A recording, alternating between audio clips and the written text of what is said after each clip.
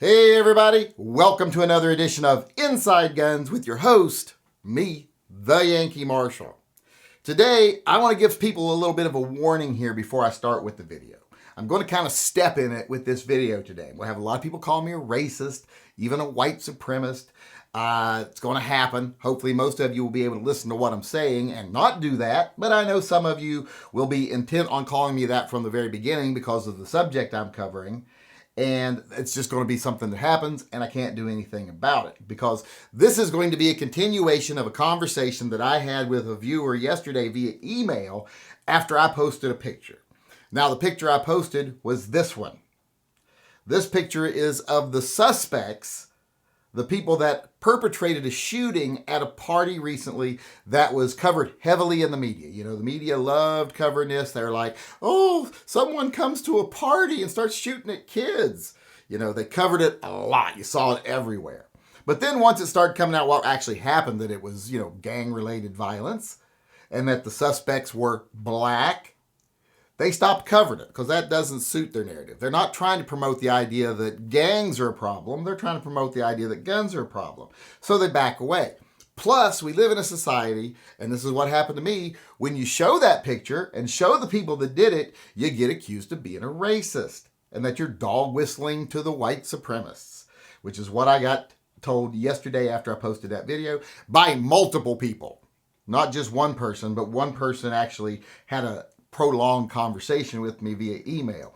And that's what I'm doing today. I'm continuing that conversation. So this might be a little disjointed, might get a little heated, might be a little hard to follow at points, but hopefully by the end, you'll understand what I'm saying and you'll be able to know that I am on the side of minorities with guns and owning guns and being able to be responsible with them. I am not against minorities. I think the people that are truly harming minorities are the people that yell racist every time you point out something like, hey, these issues tend to be gang-related, and gang-related issues tend to be black and Hispanic issues. They start screaming racist as soon as you point that out. When you're not being racist, you're being descriptive. You're being honest. And, sometimes the truth is offensive. Sometimes people don't like the truth. But I've always found that it's better to be truthful and therefore, slightly offensive in some cases than it is to be dishonest just to be non-offensive. So I think when we talk about problems like gang violence in this country, when we refuse to make race part of the conversation, we're doing a real disservice to those minorities. Because we're not saying, what is the problem? What do we have to do? When I put this picture up, people go, oh, you just put that up there so people will say, look, they're thugs. You're trying to make them look like thugs. They are thugs. These are fucking gang members that shot up a party, shooting at each other with kids around. That's who they are. You can't deny that. So stop trying because you just make things harder. You make it harder to fix the problem. When you start yelling, oh, you can't bring race into these issues like gang issues, you're saying, well, you can't really examine what the problem is. And unfortunately, there's a big problem in minority communities with gang involvement, drug trafficking, etc. And it isn't because of the color of their skin. It isn't because of their nationality, where they originally are from family-wise. It's because of their socioeconomic standings and their conditions they're living under, their cultural issues sometimes. And if we don't address those things, we can't fix the problem.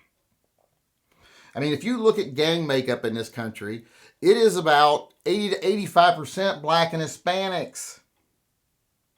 They don't even make up 30% of the population combined. But they still make up over 80% of the gang population, up to 85 in some places. White people make up over 60% of the population, 67%. But they only make up like 10%, sometimes as low as 7%, depending on what numbers you look at as far as gang membership. What are the reasons for this? Is it because they have different color skins? No. It's because of the way they're brought up, the conditions they're brought up in, and some of the things in their culture. because everyone has their own distinctive culture in this country. We're a big country. Most countries aren't the size of the U.S. and don't have as much geographical differences as we do. We have a lot of geographical differences. I think people who live in France have more in common with people who live in Spain on many things than people who live in Alabama do with people who live in California. They're just completely different cultures. And that's part of the U.S. We're a lot of different cultures. So you have to look at the cultural issues behind these things also. Why is that number so skewed? Why is it so many black and Hispanics that are being part of the gang problem, the drug trafficking trade, etc.? If you don't acknowledge that it's affecting that racial group more than another, well, then you can't try to fix it for that racial group. There's lots of reasons it's affecting blacks and Hispanics. Like I said, one's financial, socioeconomic, but another is culture. Unfortunately, one thing I see all the time in minority cultures is you see, and the news loves to propagate this too, the black sassy grandma who's out there like, we don't need these guns. Nobody needs guns. If you've got a gun, you're a bad guy. We're going to get rid of you. You're the problem if you own a gun. We see that all the time. Media loves to show that. And that does two things. One, it convinces good, honest people that they should disarm themselves or else they're part of the problem. So it disarms the good guys. And people that are bad guys, it tells them, hey, this little tool right here is what makes me a mover and a shaker. Makes me a powerful person.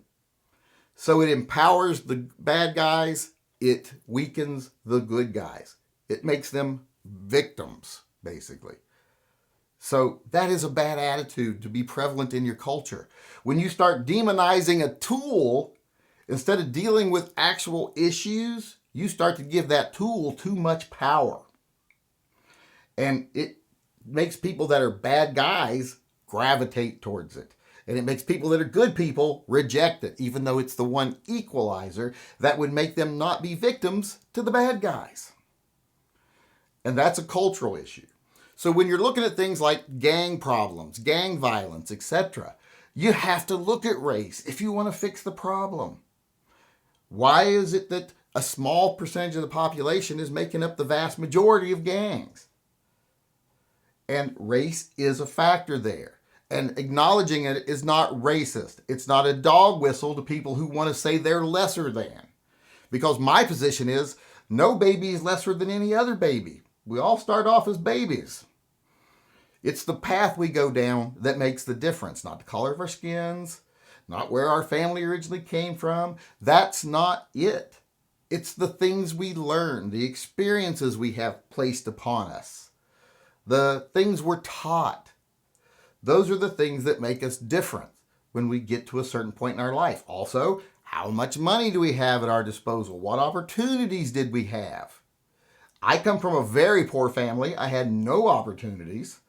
But I still didn't go down a bad trail because I had other things working for me. I didn't live in a culture where I was told the only way you'll ever make it is if you're a pimp or a drug dealer.